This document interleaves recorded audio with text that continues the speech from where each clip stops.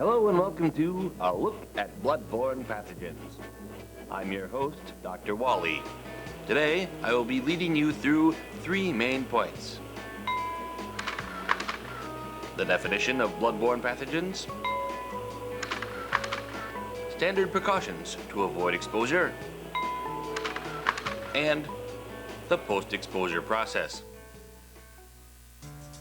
Exposure to blood can happen to anyone at any time. Oh, ouch! Keeping a level head during every situation always helps.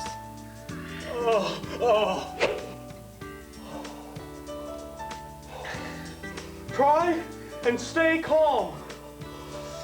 Okay. Common sense and maybe a Band-Aid is what I think we need.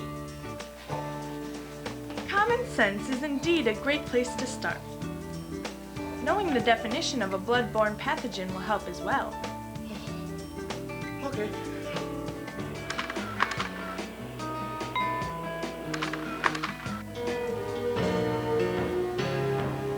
Where's the blood-borne pathogen?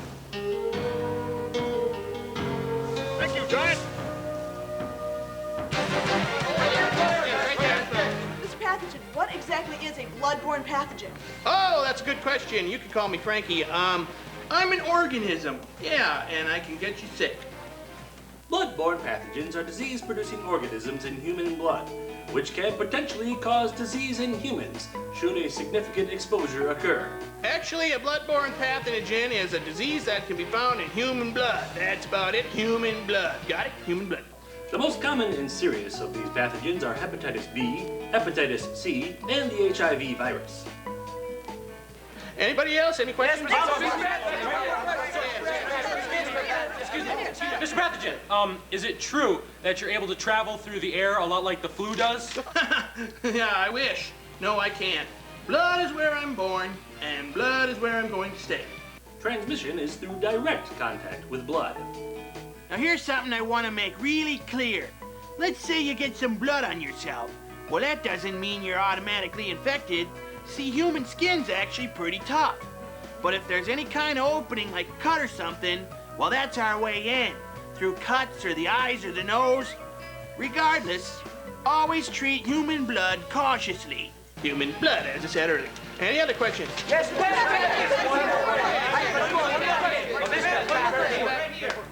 Excuse me, no offense, but are there any precautions we can take to avoid exposure to you? Oh, no, there are, but I'm gonna tell you,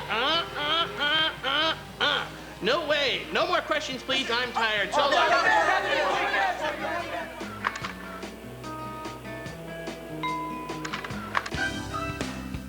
Welcome back to Cooking with Linda. Hello everyone. Before we get started, we need to ensure that we have a safe working environment and take the proper precautions. So all sharp objects gotta go. Certain situations will be more likely to expose you to blood. You should always assume all blood and certain body fluids can cause infection. In these instances, take the time to remove potential risk factors. High-risk areas for exposure can include technical education, the arts, physical education, and even the common classroom. Organization is a great preventative measure. Used blades, needles, or anything sharp should be disposed of in a sharps container. Besides establishing a safe work environment, the single most effective precaution that you can take is simple hand washing. Use lots of soap and warm water. Hand washing is the most effective. Practicing safe behavior is another good precaution. You can reduce the likelihood of exposure by improving how a job gets done. The safer, the better.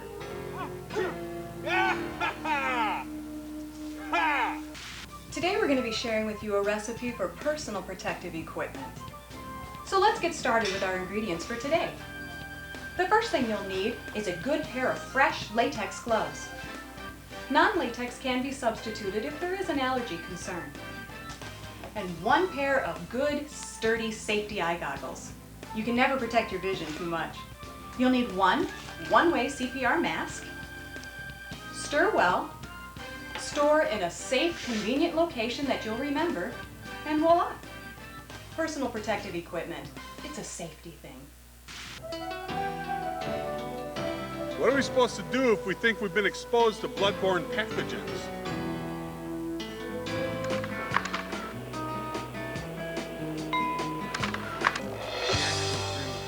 Even under the safest of circumstances, accidents are bound to happen.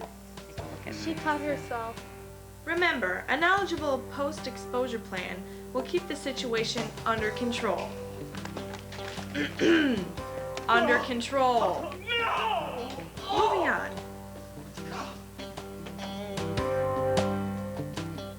After a possible exposure to blood, the area should be cleaned immediately. Wear gloves and clean with a solution 1 part bleach and 10 parts water. Once the area has been cleaned, remove your gloves and wash your hands thoroughly. One good cleanser is all you really need.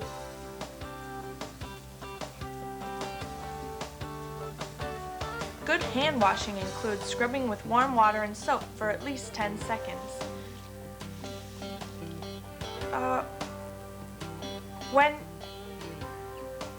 When you're finished,